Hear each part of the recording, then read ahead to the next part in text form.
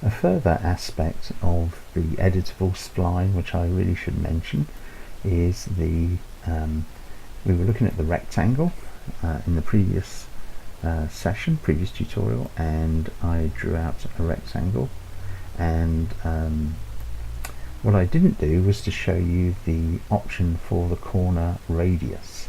So I'll just do that. I'll just get this to be a decent size rather than something enormous. 25 feet by 15 feet, and we'll zoom in using our toggle key and then the mouse wheel to zoom in. There it is, lying flat on the ground. And now I'm going to increase the corner radius. I'll say a 6-inch corner radius. There it is. And what it has done is, if we look into the modify section and we convert this to an editable spline and then look at the vertices, we've now got 8 vertices instead of 4. And that's because these are all segments here.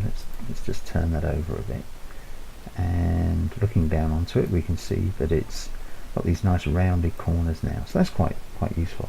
And if we then go to extrude that, give it some third dimension, and we'll make it 10 feet. There we are, and there's the extruded mesh in 3D with those rounded corners. Now, because we've converted it to an editable spline, we can't go back and change those.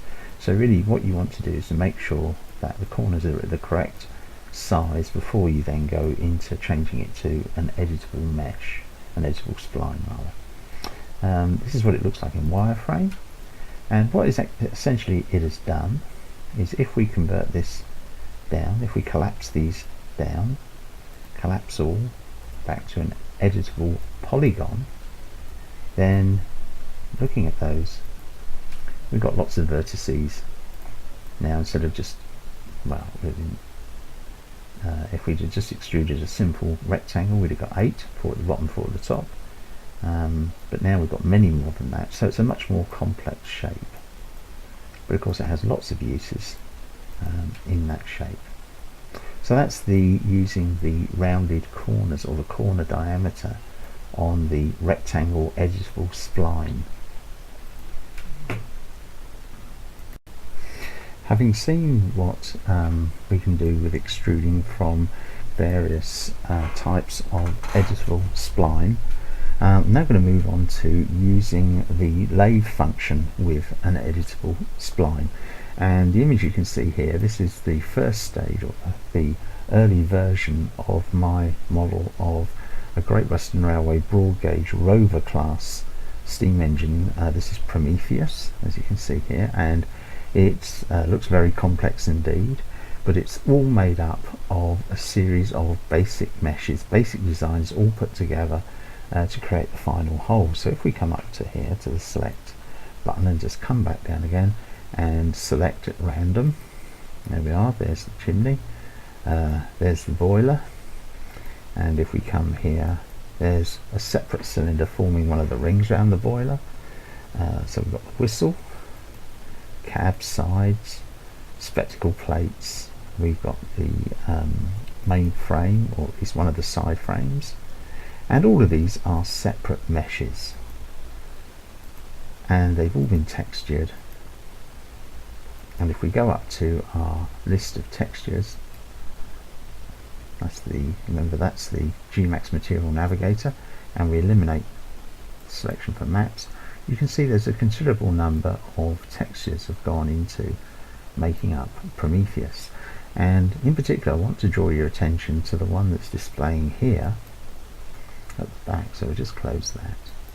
And this is a scan from a book which had the side elevation of a rover class locomotive, and having scanned it in, I then used it as a texture on a 2-dimensional plane and made sure that the size between from one end to the other was accurate, and from the bottom to the top was accurate. So I'm cropping close in on the texture, which is the diagram there.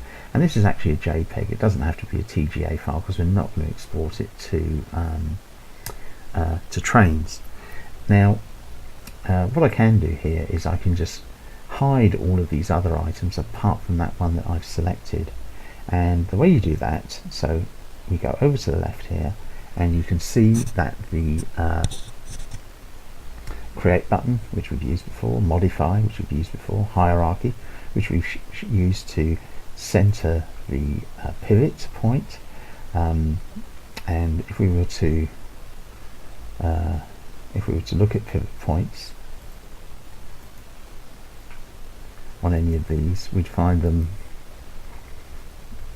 clicking on every single one, and you can actually see here the colors that each of the meshes appears in wireframe mode, but it's not the colors that they appear once they've been textured. They appear in the correct colors. And after hierarchy there is motion, which I don't think I've ever used. Display, this is the one that I'm referring to now. In the last session I also showed you utilities, and we used the polygon counter, and there it is again. Stuck that out of the way, and we can see that the whole of this model is over the budget of 10,000. In fact, it's 14,346 polys. So this is an early stage of the model before I pruned out all of the polys that I possibly could. So we go back here to the display, and what we're going to do is we're going to hide any of these that aren't selected. And here's the buttons down here, the hide buttons, and it just gets them out of the way.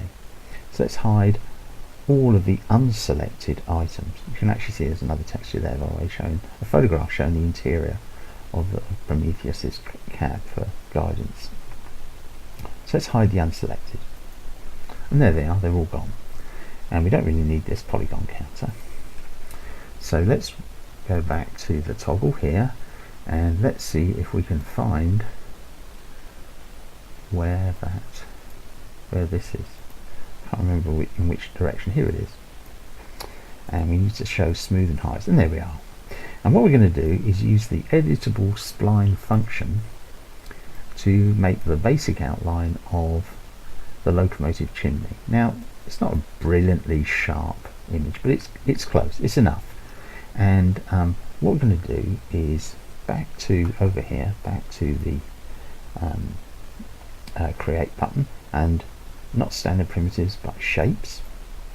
And this time we're going to use, instead of using rectangle and circle, I mean, we could use those, but this is not going to help in my demonstration. We're going to choose line, and what you've got to do basically is estimate the interior position of the chimney, and click, and then we're going to start drawing a line. Okay, so this is the interior of the chimney, where the smoke's going to come out. We come up to the top, and we come along, and then more or less wherever the direction changes, and you can really only work this out by trying it. And I'm going to come in a fraction there, and then right the way down to here, and come down to there and away. And do I need to come down? No, I think I need to come down to here, underneath this middle line here. Come to there, and now I can click away. So there we are, that's our chimney. So let's hide, let's go into wireframe, because that'll effectively hide the texture.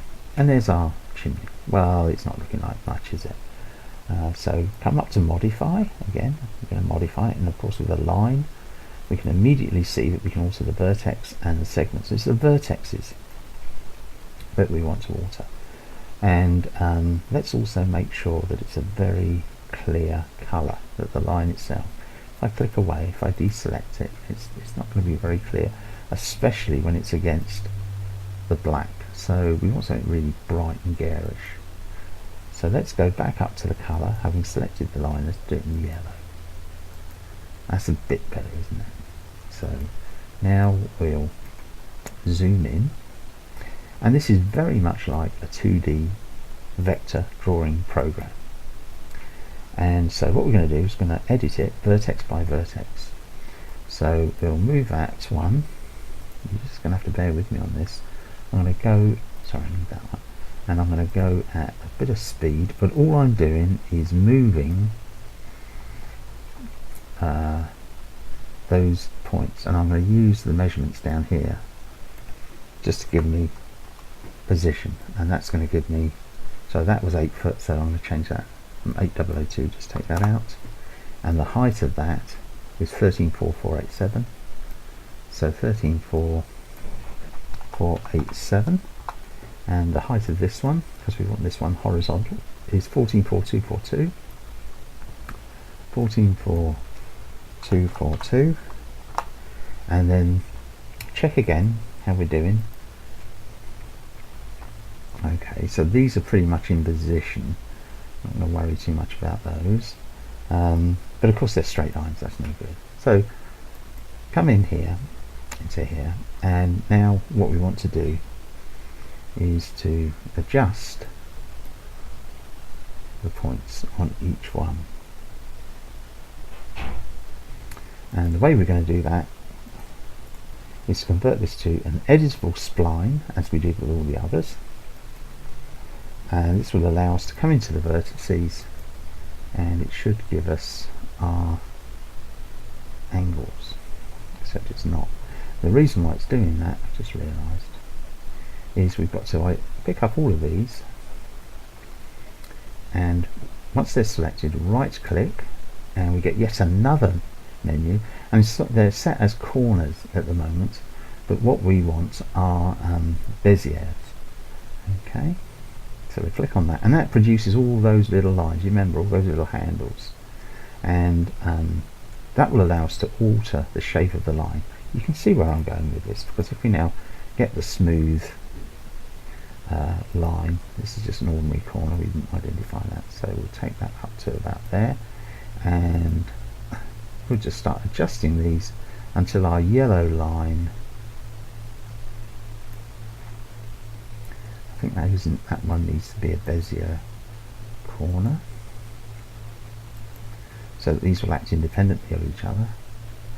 And yes, there we are, and it'll allow me just to bring that in. If I go to X and Y, I can adjust that, and basically I'm aiming to get something like the curve that you can see there, and at the moment it's all a bit of a mess, but you can see by a bit of steady work you can begin to pull it into something that looks reasonably like the profile, the outline of the chimney. And we'll make that one a Bezier corner, so I can use these independently, and we'll pull that one out a bit as well as swing it down, bring that back there because we're practically vertical, and therefore we want to take that down a bit. See, this is this segment which I'm adjusting, and pull that in a bit. So to make these independent, instead of it being a Bezier corner, we need it to be a to make those independent, instead of being a Bezier, it needs to be a Bezier corner. Now we can leave that. I think we'll make this one here, that one there is 83397, so we'll make that one directly below it, 83397, 397, so it's vertical. And let's zoom in a bit, and we've got 3 there, 1, 2, 3. Well, basically we want to make those Bezier corners, so hovering the cursor over one of the points that we've selected, right click, it brings up this menu and turn it into Bezier corner, and then here grab the handle, bring it down to almost vertical, that'll tidy that up. This one, just need to smooth the whole thing, now moving the whole point itself, and bring that handle down.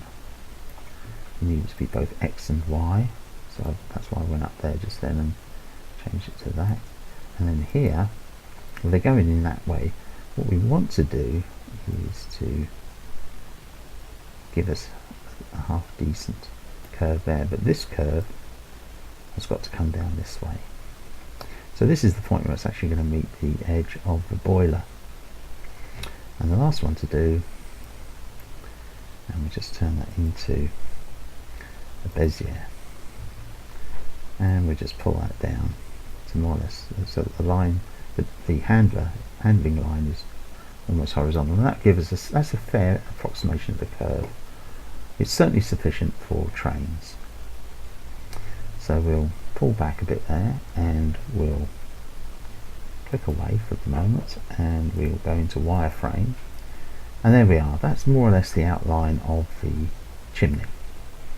So now the thing to do is to hide this one. We just want that line there to show, so come back up to display, and this time hide selected. Remember, we've got the whole kit and caboodle of the model already hidden, so this is just an example to show how to use this line. And let's go into perspective. So what we've got here is an outline of half of the chimney, because what we're going to do is going to use a lathe tool, which is effectively going to spread that around in a circle. So this is like the cross section of half the chimney. So if we now select, and then modify, where are we? Lathe. When I click on this, I think it'll all jump about, and it's always fun trying to get the lathe right. I don't think I've ever got it right first time. So let's just click it and see what happens. There we are, look. So it's a complete mess, but it's using the points that we've set up, and it's turned it into a 3D model. So now you have fun just making sure you've got the setting right to turn it into the shape that we want. So let's have a go. We'll go over here to where these are the parameters for the lathe setting. You want 360 degrees. I'm going to come back all about segments in a future tutorial. Don't worry about them at the moment. Try minimum. Okay, well sometimes you have a problem, as I did then, with the open-ended spline, because that's just a line, and getting it to operate correctly on the lathe tool. So one thing you can try, if it's not working just as it is, then right click on it and use reverse spline just to run the other direction.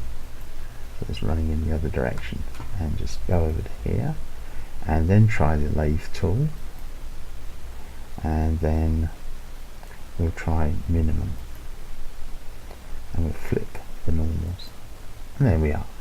So what we've managed to achieve now is to actually wrap the line around in a circle. In fact, it's made up of 16 segments. So if we wanted to really, and you can see there a segment there, straight line, straight line, straight line, straight line. And if we wanted to make that look a bit better, what we could do is increase the number of segments, and you actually look at this, you'll see that it's getting smoother and smoother and smoother. But there is a problem, and if we go up to our utilities, up the top left here, click on the utilities and then click on polygon counter, well, look where we are. We've got an object of 2,480 polygons. If we look at it in wireframe, wow, look at all that. And that's taken up a lot of space. So we need to simplify that. And one way we can simplify it is if we go back to the modify and we reduce the number of segments from 20, you can actually see it happening. There we are. It's getting coarser and coarser, but it looks silly. So there is always a compromise. And depending on what you want to achieve, you have to reach that compromise. The other way of reducing the sheer number of segments which are creating all these polys is to reduce the smoothness of curves, because they're made up of a series of straight lines.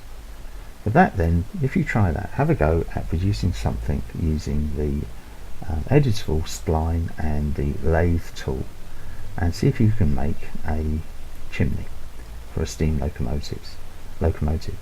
And if you can get that far, and don't lose patience with all this, because I've just spent a little while in making this video just getting the right setting, and eventually I realised I needed to reverse the direction of the line for it to operate properly.